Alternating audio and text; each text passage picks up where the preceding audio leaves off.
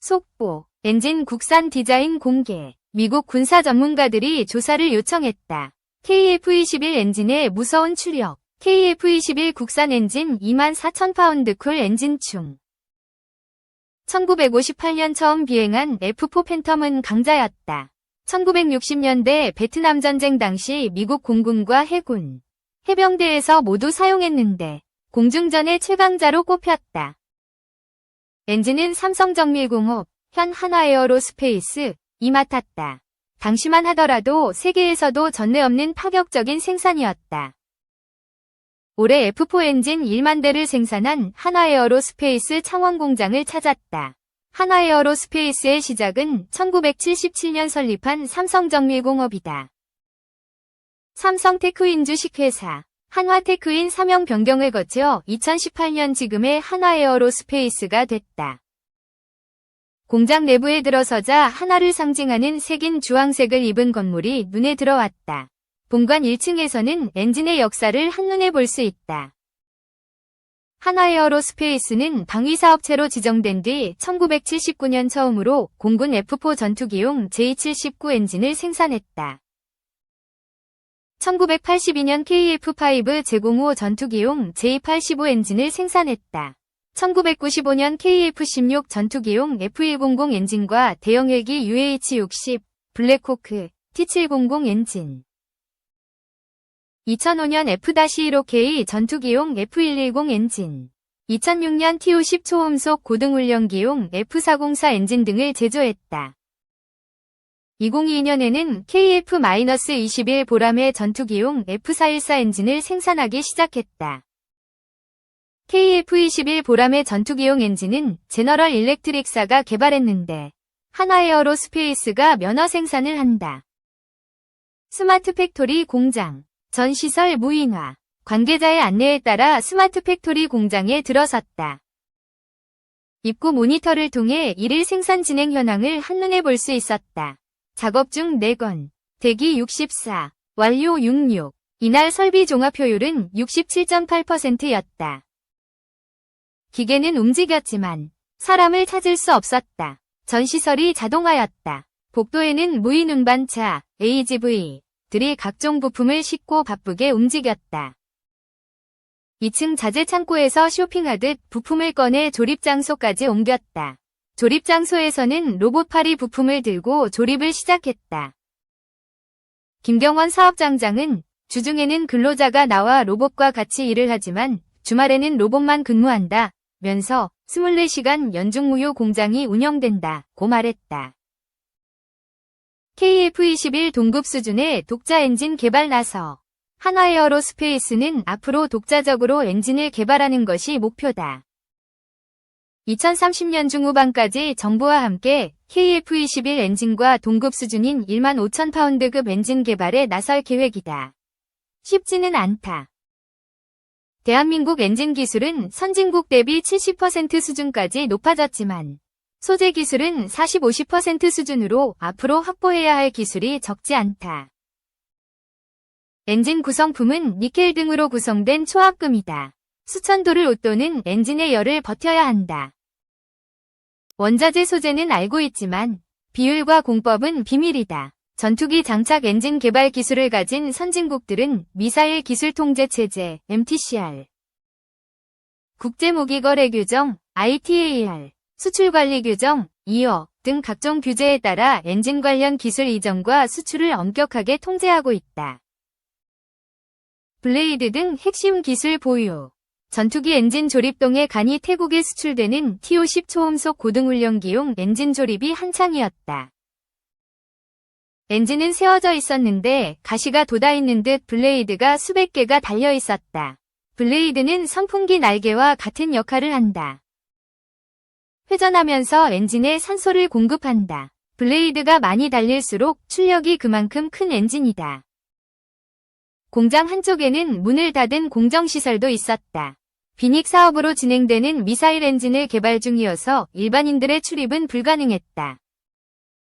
이승두 생산 담당 상무는 국내에서 개발된 순항미사일의 엔진은 모두 이곳에서 만들어지고 있다고 말했다. 한화에어로스페이스 관계자는 항공 엔진 개발은 미래에 대비하기 위한 숙명이라며 고효율, 고신뢰성의 엔진 기술을 확보해야만 주변국의 기술 확보 수준에 대응해 안보 주권, 경제적 이익을 확보할 수 있다고 말했다. 2. 글로벌 유망기업 레드캣 홀딩스, 최강의 드론 무기, 트럼프 2기 퀀텀 점프.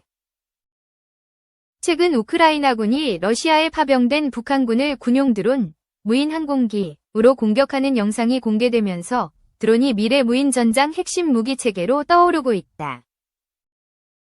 지난 21일 도널드 트럼프 미국 대통령이 취임한 것도 드론 업계에는 호재로 평가된다.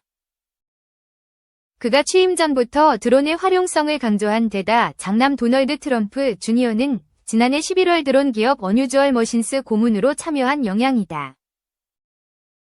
트럼프 대통령의 최측근으로 떠오른 일론 머스크 테슬라 최고 경영자, CEO 겸 정부요율부 수장 역시 최근 유인 전투기 위주의 편제를 비판하며 드론으로 대체해야 한다는 주장을 내놓은 바 있다.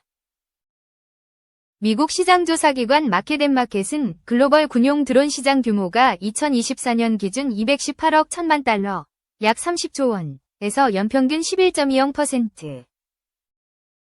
성장해 2033년 566억 9천만 달러, 약 78조 3천억 원에 달할 것이라고 전망했다. 이에 드론 기업들도 덩달아 폭발적인 성장세를 기록하고 있다. 미 육군의 5,880대의 드론 시스템 공급. 이처럼 미래가 밝은 드론 업계에서 유독 주목받는 기업이 있다. 바로 레드캣 홀딩스다. 2016년 설립된 레드캣 홀딩스는 군사, 정부, 상업 부문에서 로봇 하드웨어와 소프트웨어를 통합해 드론 기술을 제공하는 미국 기업으로 푸에르토리코 산호안에 본사를 두고 있으며 제프 톰슨이 CEO를 맡고 있다. 제프 톰슨은 소형 드론 업체를 잇따라 인수하며 사세를 빠르게 키워왔다. 지난 2021년 틸 드론즈를 인수한 데 이어 지난해 9월 플라이트 웨이브를 인수. 블랙 위도우 틸 드론과 같은 보급 모델부터 엣지 130 블루 등 고급 모델까지 드론 포트폴리오를 다채롭게 구성했다. 레드캣 홀딩스는 지난해 12월 기존 공급사인 스카이디오를 밀어내고 미 육군의 단거리 정찰 SRR 프로그램 계약을 체결해 향후 5년간 5,880대의 드론 시스템을 공급하게 됐다. 이는 회사의 기술력을 인정받은 결과로 안정적인 매출 증대에 기여할 것으로 예상된다. 비슷한 시기 신흥 방산테크 기업 팔란티어 테크놀로지와 파트너십도 체결했다. 이를 통해 자사 블랙 위도우 드론의 시각 내비게이션 소프트웨어를 통합하고 제조 운영 체제인 워프 스피드를 도입할 계획이다. 앞서 지난해 11월에는 인공지능, AI, 소프트웨어 개발사인 팔라다인 AI와 협력해 자율 드론 협업 기술을 발표했다. 이 기술은 여러 대의 드론이 통신이 제한된 상황에서도 독립적으로 협력해 지상 목표물을 추적할 수 있게 만든다. 팔라다인의 파일럿 AI 소프트웨어는 레드캣 홀딩스 틸 드론에 적용돼 드론 간 센서 데이터를 공유하고 자율적으로 작업을 조율하는 기능을 제공한다. 실적 주가 고공행진, 재무 불안 극복은 과제. 그 결과 실적과 주가 모두 좋은 흐름을 보여주고 있다. 레드캣 홀딩스는 회계연도 기준 지난해 매출이 전년 대비 286% 증가한 1,780만 달러를 기록하며 역대 최대 실적을 갈아치웠다. 특히 4분기 매출은 전년 동기 대비 2배 증가한 640만 달러를 달성했다. 이러한 성장은 유기적 매출 증가와 틸 드론의 판매 호조에 기인한 것으로 분석된다. 지난해 1000% 넘는 상승을 보여준 주가 역시 순항하고 있다. 지난 22일 종가 기준 8.75달러로 전일 대비 0.30달러, 3.43% 올랐다. 미국 현지 애널리스트들은 레드캣 홀딩스의 올해 평균 목표 주가를 10.20달러로 제시하고 있으며 예측 범위는 최저 5.05달러에서 최고 15.75달러까지 다양하다. 목표 주가 범위가 넓은 것은 그만큼 리스크가 높다는 의미도 담겨 있다. 드론 산업의 성장성과 회사의 전략적 파트너십, 그리고 정보 계약 수주 등은 긍정적으로 평가되는 반면 높은 연구개발 비용과 운영 확장에 따른 재무적 부담 등 불안 요소도 만만치 않다.